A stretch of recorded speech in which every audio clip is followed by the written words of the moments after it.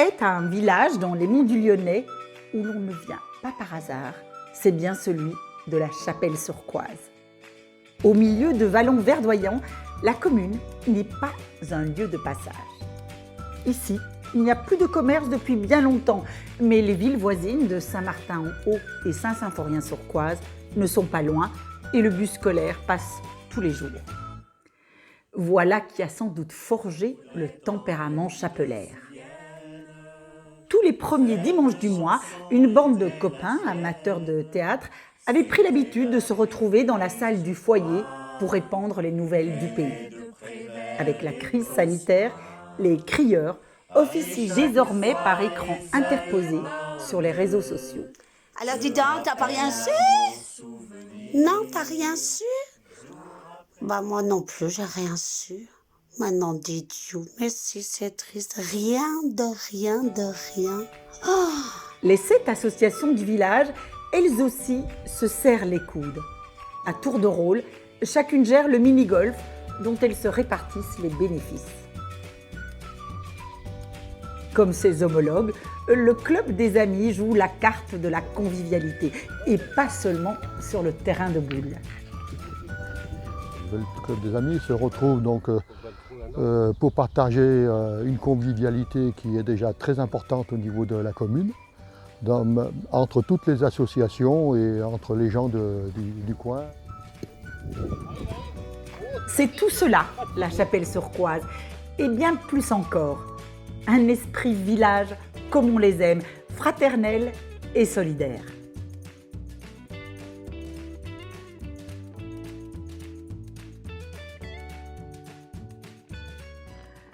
Christiane Bouteille, maire de la Chapelle-sur-Coise depuis 2012.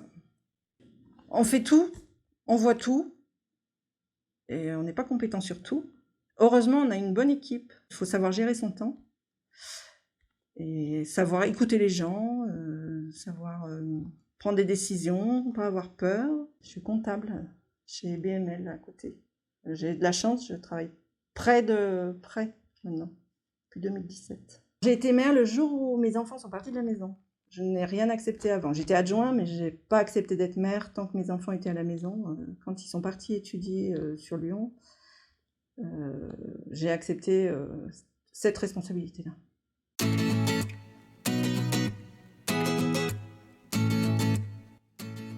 Donc le mini-golf, il est ouvert du mois de mai jusqu'au mois de septembre et il est tenu par des bénévoles. Donc ces bénévoles, ils sont issus des 7 associations de la Chapelle. Et donc voilà, vous pouvez venir en famille, grands-parents, parents, enfants. Voilà, c'est très convivial et familial. Et voilà, passer un bon moment au mini-golf pour pas cher. Donc ça, c'est notre activité principale. Après, on a un terrain de tennis. Donc ça, c'est une activité qui s'est bien développée. Et puis à côté du terrain de tennis, on a un parc de jeux pour les plus jeunes. Voilà, hein, on peut jouer au foot, on peut jouer au basket, on peut à la pétanque, et puis des jeux pour les plus petits. Et puis des aires de pique-nique. Et un projet voilà, donc, qui devrait aboutir d'ici peu. Effectivement des jeunes chapelaires qui font du vélo et qui avaient envie d'avoir un terrain un peu plus aménagé pour s'amuser. Donc avec des bosses, enfin voilà, tout ce qui fait de faire du vélo un peu plus sportivement, j'ai envie de dire. Et ça, donc, on va aménager voilà, proche du village aussi, ce terrain, voilà, pour que les jeunes s'éclatent en fait avec leur vélo. Je suis mère parce que je pense que j'ai toujours aimé aider les autres, faire pour les autres, être à l'écoute. On m'a toujours appris qu'il fallait écouter, respecter les gens, écouter les gens. Et que si on pouvait le faire, on le faisait. Et on m'a sollicité. Mais je suis très fonceuse sous mes airs. Il y avait 2 ans que j'étais sur la commune quand on est venu me chercher. Et on me connaissait déjà parce que j'étais déjà aux parents d'élèves de l'école. J'étais trésorière. J'ai toujours fait partie d'associations. Pour moi, on n'est pas tout seul. Et si on peut aider, faire, l'intérêt collectif est prime, quoi. Enfin, voilà.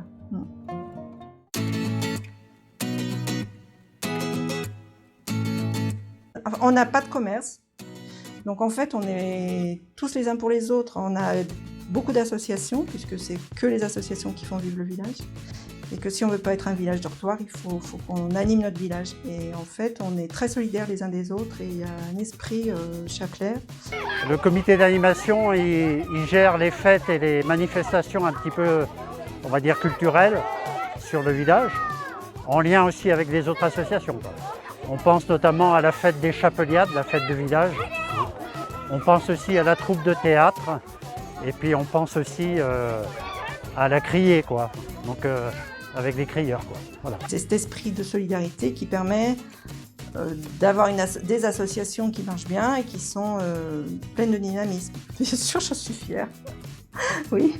Et c'est important pour moi d'avoir tous ces gens qui sont solidaires autour d'eux, autour de nous. Et je suis fière de les représenter, oui, c'est sûr. Mais heureusement qu'on n'a pas que des contraintes, parce que sinon on ne serait pas réélu. Hein. On n'est pas kamikaze non plus. Hein.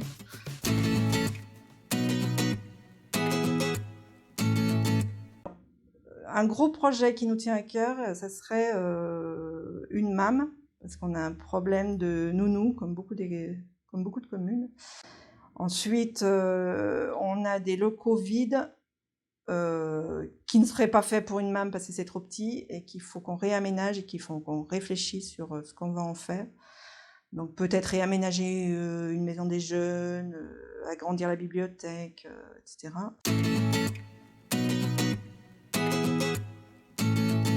Notre école risque d'avoir une classe en moins à la rentrée prochaine et là on est en train de se battre pour... on s'est tous mobilisés, alors les parents en premier, mais pour garder cette 3e classe, ce qui nous manquerait peut-être 2 élèves. Alors nous on dit non à la fermeture de classe tout simplement parce que en fait les enfants vont être regroupés de la petite section au CP. On trouve qu'apprendre à lire en CP avec des enfants de 3 ans dans la même classe, c'est vraiment très compliqué. Et on trouve que vraiment la décision s'est faite de manière radicale. On n'a pas eu le temps forcément de se retourner. À 3 ans, plus à la crèche parce qu'ils sont trop grands, mais plus à l'école, pas à l'école parce qu'ils sont trop petits. Qu'est-ce qu'on fait de nos enfants en fait? Après aussi le questionnement que si un jour il manque une professeure ou un professeur, en sachant qu'il n'y aura plus que 2 classes, qu'est-ce qu'on va faire des autres enfants s'il n'y a pas de remplaçant? On écrit sur des drapeaux pas qu'on ferme une classe. On écrit tout ce qu'on a à dire.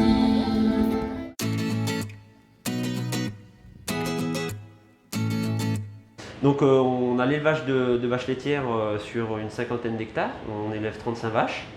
Et donc notre projet c'était de faire l'élevage, de récolter le lait et de transformer notre propre lait, de l'affiner et de le vendre. Il y a 6 mois qu'on a repris, au 1er janvier 2021, avec Lionel, mon associé. Donc du coup, moi je m'occupe et je gère nos 35 vaches et les génisses qui suivent, donc on en a 13. On fonctionne à 2 sur l'élevage. Donc il y en a un qui arrive vers 5h30, il prépare la salle de traite, il va chercher les vaches. À 6h, on attaque à traire, on commence la traite, ce qui nous prend environ 3/4 d'heure, 1 heure. Ensuite, les vaches sortent, elles sont bloquées au cornadis, on leur donne à manger. Et pendant ce temps-là, la 2e personne arrive à 7h30, prépare la parcelle pour le repas du jour, l'herbe. Et du coup, on sort les vaches à 7h30, 8h moins quart. On travaille les fromages un peu traditionnels des Monts du Lyonnais, la rigotte, les fromages blancs. Et on a beaucoup de produits laitiers, des yaourts. Et on a développé une gamme de fromages affinés, la gamme de Vaudragon. À la fromagerie même, on n'a pas de vente parce qu'on n'a pas de quoi recevoir les clients. Par contre, on vend donc dans un magasin de producteurs à Uniferme sur Mornan. Et on a ouvert depuis peu notre magasin à la cave d'affinage à Duerne, où on commercialise, on fait visiter les lieux. Et on travaille en lien avec des boutiques aussi des Monts du Lyonnais, un peu réparties dans le bassin Monts du Lyonnais, et de plus en plus de restaurants. Coupe des 4 cantons 2018. En général, on a un joli village bien fleuri. Comme d'habitude, c'est des bénévoles qui prennent du temps pour faire. Le premier prix, alors ça c'était 2011. Nous sommes ce soir à La Chapelle-sur-Coise. Et donc, comme d'habitude, on vient de passer la demi-journée ensemble, où on a eu vraiment beaucoup de visites intéressantes. Il est important que Thomas Gassio vienne nous voir. C'est important pour nous d'être, on se sent écouté. Je ne sais pas si à ce stade de la réunion, il y a quelqu'un en ligne qui souhaite intervenir éventuellement. La vie à La Chapelle est assez agréable. il y a plein d'activités. En temps normal, je fais de la gym, je fais de la marche avec un groupe. Est-ce que le son est bien passé? Et le son est pas mal, par contre, ça indique que ta connexion Internet est un peu faible. En théorie, on serait tous fibrés fin d'année 2022 maintenant. Et donc peut-être qu'au niveau politique, il faut davantage assumer, et je crois que ça a été un peu fait après, le fait que de dire ce qu'on sait, mais de dire aussi ce qu'on ne sait pas. Et là, il y a encore beaucoup d'incertitudes sur la gestion de la crise sanitaire. On est encore un peu dans le brouillard. Donc on parle là de la politique agricole commune, donc des aides qui sont versées à l'échelle européenne pour avoir une agriculture, on va dire, qui soit autonome et de qualité. Et je trouve que c'est important de soutenir voilà, ce milieu agricole, il est très important pour le milieu rural. C'est l'entretien des paysages, voilà, c'est plein de choses derrière tout ça. Pas que nous, on a besoin de nos agriculteurs, bien sûr. Comment vous voyez-vous le rapport à la vérité dans notre démocratie? Est-ce que vous trouvez que l'écosystème médiatique, les réseaux sociaux, les chaînes d'information en continu, ça vous permet, vous, d'accéder à la vérité? La question d'Olivier, c'est quelles sont les conséquences de l'été? Est-ce qu'il n'y a pas un risque de nouvelle flambée épidémique? Okay. Oui, les gens veulent venir sur la chapelle, c'est sûr. Et on les accueille avec plaisir. Il prend le temps de venir voir, même les petites communes. Souvent, on est quand même un peu... On a l'impression d'être oublié, mais pas avec Thomas, ça c'est clair.